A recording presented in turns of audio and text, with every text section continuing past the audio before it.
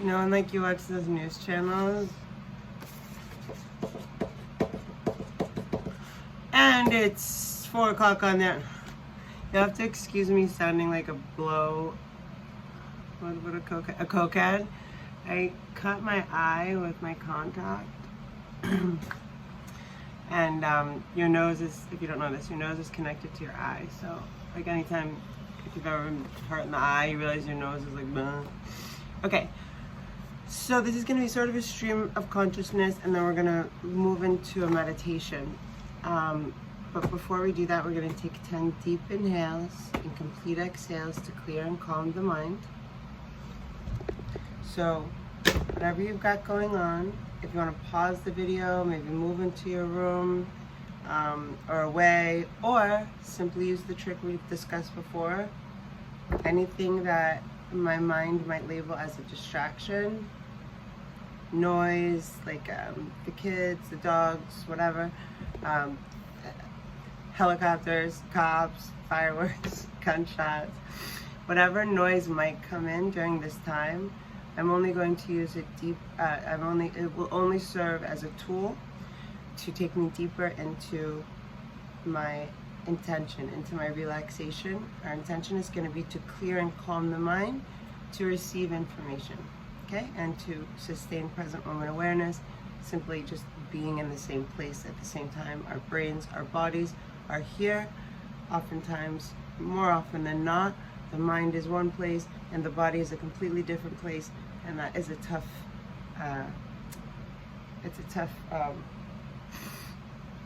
it can feel like a schizophrenic existence, and we don't even realize that it's so simple just to bring our mind and our body to the same place. We anchor ourselves in the present moment with the breath.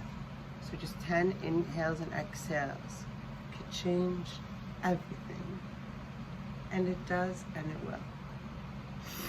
Okay, so, and this is also a great time to explain, or to tell you, so there will be days getting into breath, and Ujjayi Pranayama and skull shining are coming up. Maybe I'll be able to do them tonight. But if you have a stuffy nose, breathing Ujjayi Pranayama isn't going to be as accessible.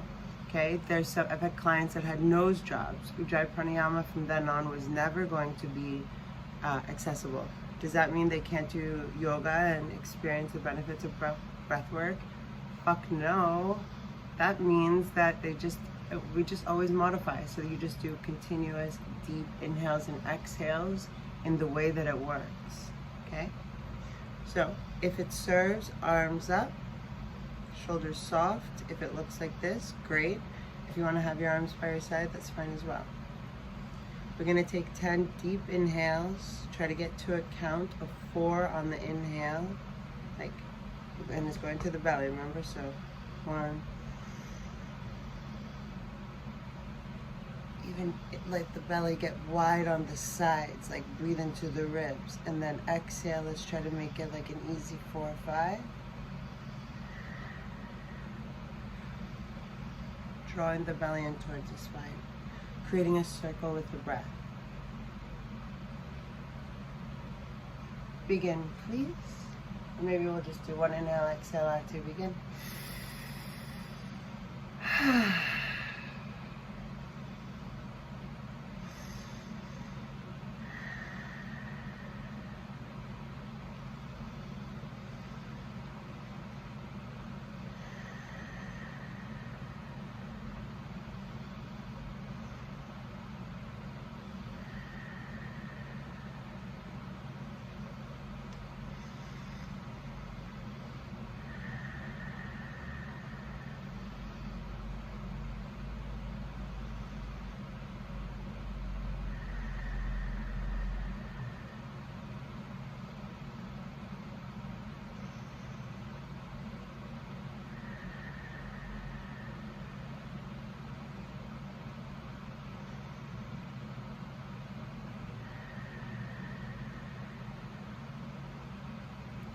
Feel the earth beneath you support you.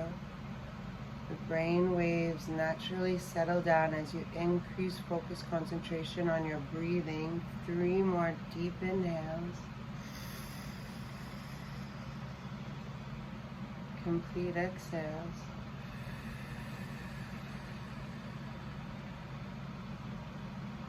Allowing yourself to be here fully in this perfect present moment.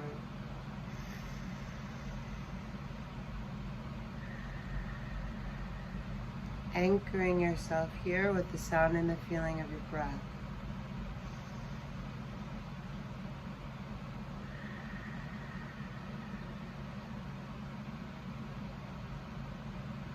Think your sweet eyes open, and I have some notes, and just going to I mean, I'm always winging it. I don't ever plan these. I mean, I'll write notes sometimes, but that's kind of a recent thing too. To recap about the right and the left hemisphere of the brain. And I was really excited to talk to a psychiatrist about it, who unfortunately hadn't heard of this book, The Body Keeps the Score by Dr. Bessel van Kolk. And I'm like, you know, it outsold the DSM-5, right? And the DSM-5 is like the Bible for mental everything, right? So included in there is PTSD. This guy's a boss. What I wanted to look up here was from the Gateway Experience document. I wanted to find homunculus. Homunculus. It's funny, like I've been doing yoga and teaching yoga for so long, and I always emphasize that the physical poses are not yoga. But just doing teacher trainings and stuff and doing Sanskrit and anyway, monkey pose is Hanumanasana, and it's like it looks like the splits you would see in ballet or gymnastics, but homunculus is a red flag for me. That's an organ that we need to look up. But what did I just want to say? Oh, so I'm talking to this, and it was just like from reading and then talking in the video, and then I watched the right and the left hemisync one again to hear myself say it, and that third time, remember the 3 times? The third time it like set in, and I was like, I'm so excited to be learning about this and to be effectively able to communicate it. And I was effectively able to communicate it to a psychiatrist who said, keep up the good work. But I said to him, you know, I'm working on my YouTube channel now and talking more about how, you know, the right hemisync and the right hemisync, there's a lot of information that says if there's a word or concept that someone hears or reads and they don't understand, they kind of like lose interest from then on. Like if you're reading a book and it's like says a word that you don't understand, you can't even kind of figure out how to use it in context, like maybe a vocabulary word, like you kind of will lose, you won't be really emotionally invested. I felt that a lot, like in math classes and stuff in high school and some like harder science classes. But so that we understand, hemisync is like, as I understand it in my novel, in my very, you know, base level, that, and my intuition would be the balance and the coordination of the right and the left side of the brain, where right now the right side of the brain serves as factual, logical, and it's sort of the left hemisphere's bitch in this way. The left hemisphere takes in all information and has the system of categorization, assessment, what's important, what's not important, discernment. So where do those systems of categorization, discernment, when it brings, so the left side, the right brain, the right hemisphere doesn't question what the left hemisphere brings in. So the left hemisphere has the filters, right, which are discernment, categorization, you know, filtering out what's important and not important, and then throws away what it says is not important, and then gives information to the right, which the right never questions. Now here's what's up. All those systems, categorization, assessment, discernment, value of information coming in, is created, cultivated, founded in stuff that we absorb as very little kids. Like the stuff that we absorb that is ingrained, fine, but I wanted to use a better word. You know what I mean? Like, not so played out. The stuff that we, like the sounds, the feelings, the energy that we feel, like 1 to 4, 1 to 5. Then the stuff that we're told is important or understand is important by watching our parents or the people, the figures, authority figures, people that are in front of us are important to us, or we are, guided to understand opinion matters, right? Teachers, whatever.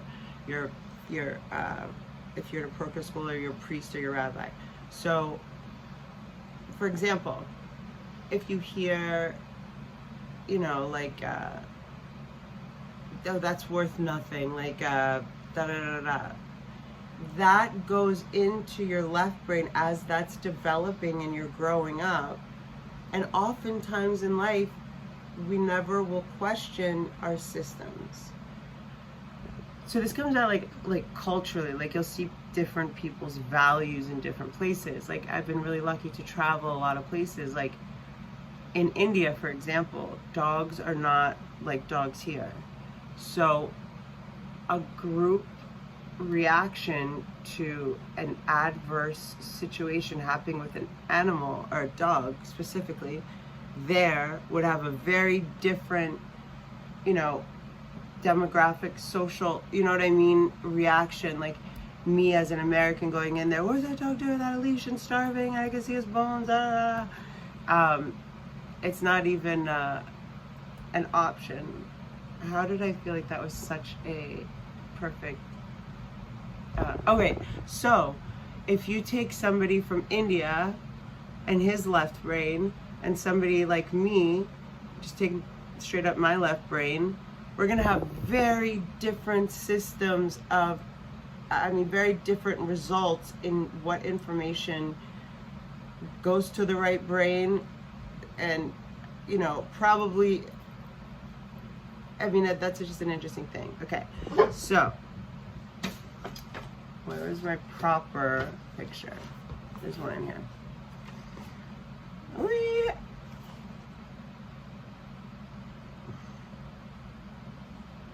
The body doesn't lie. It doesn't know how.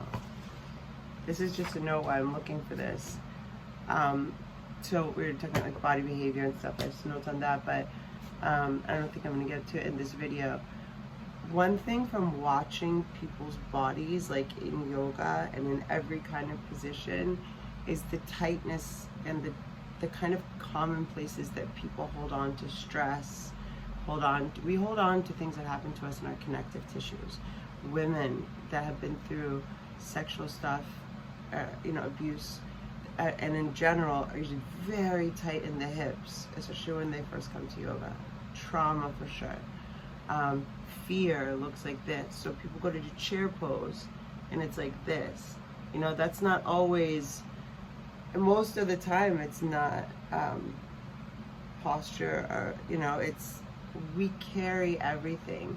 And I thought this was interesting. I was watching I binged the behavioral channel a lot, but yesterday, how they talk a lot about how when people lie, their body language is what gives it up, because people will distance themselves from their own lies. Like our own soul knows the truth and not the truth. And as far as someone can get into being a pathological liar and sort of forgetting even what the truth is, it's like the soul doesn't. Then you get onto like people further on the spectrum to like psychosis and like super narcissistic people. But I thought it was interesting, like self-deceit and self-induced deceit, self-induced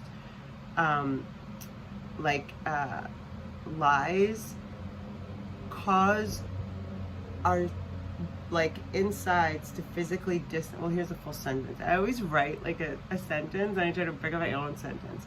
Self-deceit / self-induced physiological stress can come from the distance our inside selves put from us, and the deceit or the lies that our mind created, but then becomes an external thing that's like a threat. The body doesn't lie, it just doesn't know how. So there's pain, you see pain, like I used to say in training, like once you start to teach and you stop thinking about yourself and you're actually teaching and you're just holding space for other people, there's nothing that anybody can hide for you in the yoga room, you know, like, and not for anything it was a sweet joke, you know, like, people that, you know, have caved in hearts, like I think that's pretty easy, you know. And that's why also another way that yoga kind of comes around the back end, because it's doing all this physical stuff that you don't understand, that maybe some scars, maybe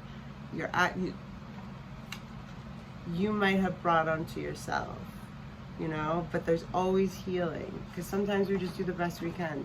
It's not about regret or anything, but that there's always healing, like especially when your heart is pure. Everybody has to do things when you have to survive. Okay, meditation time. So, in Sum,